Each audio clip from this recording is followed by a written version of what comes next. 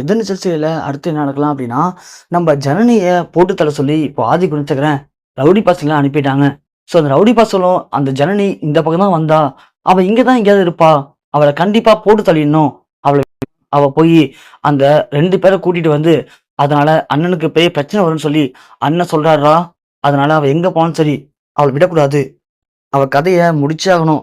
அவ கதைய மட்டும் முடிச்சுட்டோம், அண்ணன் நமக்கு பெருசா அமௌண்ட் தர சொல்லியிருக்கார்றா. அதனால எல்லாருமே கேளுங்கடா. அவ எப்படி இன்னைக்கு அவ கதைய முடிச்சிடணும் அப்படின்னு நம்ம ஜனனிய எல்லாரும் தேடுறாங்க. ஆனா ஜனனி ஒரு கடையில ஒளிஞ்சிருந்தாங்க இல்லையா? அதுக்கப்புறம் ரவுடி பசங்க போனதுக்கு அப்புறம் ஜனனி அங்கேருந்து தப்பிச்சிடுறாங்க. அந்த கடைக்காரன்ட்ட நன்றி சொல்லிட்டு போறாங்க ஜனனி. போற ஜனனி அடுத்து என்ன பண்ணலாம்னு யோசிக்கிறாங்க. அப்பதான் நந்தினி திரும்பவும் கால் பண்ணி, "ஜனனி, என்னாச்சு ஜனனி? ஃபோன் பண்ணேன் எடுக்கவே இல்ல." "ஒண்ணும் இல்லக்கா. அது ஒரு பிரச்சனையாச்சு அதான்." "ஐயோ ஜனனி இப்ப என்னாச்சு?" "அதெல்லாம் ஒண்ணும் இல்லக்கா. நான் இப்ப சேஃபா தான் இருக்கேன்." "ஆமா நீங்க என்ன பண்றீங்க அங்க? அங்க என்ன சூழ்நிலை?" "ஜனனி, எப்படியோ நான் இங்க ஒரு பொண்ணு உதவியோட தர்ஷன் ரூமுக்கு வந்துட்டேன். தர்ஷனை பார்த்து பேசிட்டேன்." "சூப்பர்க்கா. இப்ப என்னாச்சு?" "அதான் ஜனனி, நானும் தர்ஷன் ரூம்ல தான் இருக்கோம். இப்ப நான் என்ன பண்ணேன்? அக்கா, நல்லா கேட்டுக்கோங்க. தர்ஷனை எப்படியாவது அந்த ரூமை விட்டு வெளியே அழைச்சிட்டு வாங்க. மண்டபத்தை விட்டு நீங்க தப்பிச்சிருங்கக்கா. மண்டபத்தை விட்டு தப்பிச்சா நாங்க எங்க போறது ஜனனி?" "ஐயோ அக்கா, மண்டபத்தை விட்டு தப்பிச்சு நேரா கிளம்பி ஹாஸ்பிட்டல் போயிருங்க அக்கா. அதுதான் நமக்கு இருக்கிற ஒரே இடம். நான் இப்பவே நமக்கு தெரிஞ்ச அந்த கொற்றவை மடத்துக்கு கால் பண்றேன். கால் பண்ணி அவங்கள ஹாஸ்பிட்டலுக்கு வர சொல்றேன். கண்டிப்பா அவங்க அவங்களுக்கு கூட இருக்கிற 4, 5 பேர் கூட்டிட்டு வருவாங்க. அவங்க நமக்கு பாதுகாப்பா இருப்பாங்கக்கா. நீங்க ஹாஸ்பிட்டல் வந்துருங்க." "ஜனனி, இவங்க மத்தியில நான் எப்படிம்மா வர்றது ஹாஸ்பிட்டலுக்கு?" "ஐயோ அக்கா, தர்ஷன் ரூமை விட்டு வெளியே வந்தீங்கன்னா எப்படியும் மண்டபத்துக்கு பேக் சைடுக்கு பால்கனி இருக்குல்லக்கா. பால்கனில இருந்து கீழே இடம் இருக்குக்கா. உங்களுக்கு ஞாபகம் இருக்கா? அன்னைக்கு தர்ஷினி எப்படி பண்ணா? ஒரு கயிறுல கட்டைய கட்டி கீழ அங்க ஞாபகம் இருக்கா? அதே மாதிரி தர்ஷனை இறக்கி விடுங்க. இறக்கி விட்டு நீங்களாச்சும் இல்லனா சக்தியாச்சும் தர்ஷனை அழைச்சிட்டு ஹாஸ்பிட்டல் வர சொல்லுங்கக்கா.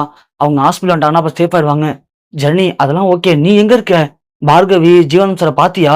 அவங்க இறந்துட்டதா சொல்றாங்களே. அப்ப தர்ஷன் வந்து என்ன பண்ண முடியும்?" "ஐயோ அக்கா, அவங்க 2 பேரும் இறக்கலக்கா. எனக்கு நல்லா தெரியும். எனக்கு உள்மனம் சொல்லிட்டே இருக்கு. அவங்களுக்கு எதுவுமே ஆகல. அவங்க இங்க தான் எங்கேயோ இருக்காங்க. நான் அவங்கள தேடி அலைஞ்சிட்டு இருக்கேன்க்கா." "ஜனனி, அது மட்டும் இல்லம்மா. உன் உன் உயிருக்கு ஆபத்துக்குன்னு நினைக்கிறேன்.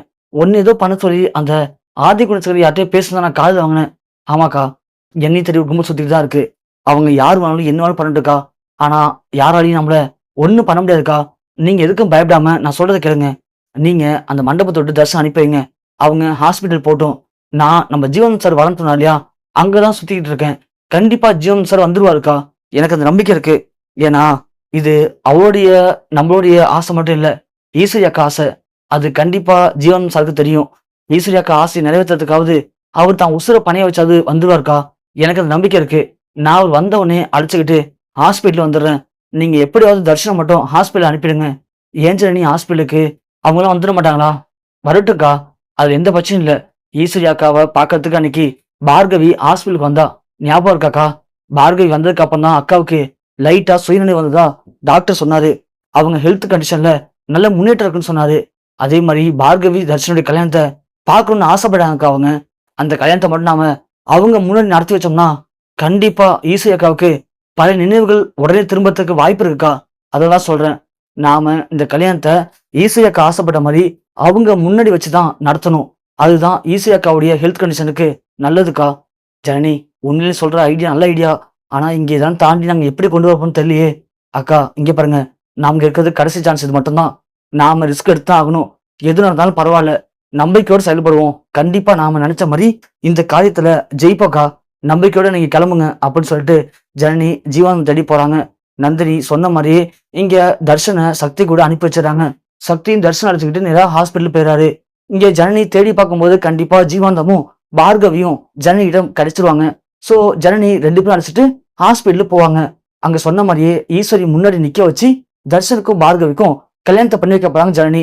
சோ இப்படி கதைக்கெல்லாம் போனா நல்லா இருக்கும்னு நினைக்கிறேன். உங்களுக்கு பிடிச்சிருந்தா மறக்காம வீடியோக்கு லைக் பண்ணி உங்களுடைய கருத்துக்களை கீழே மறக்காம கமெண்ட் செக்ஷன்ல பதிவு பண்ணுங்க.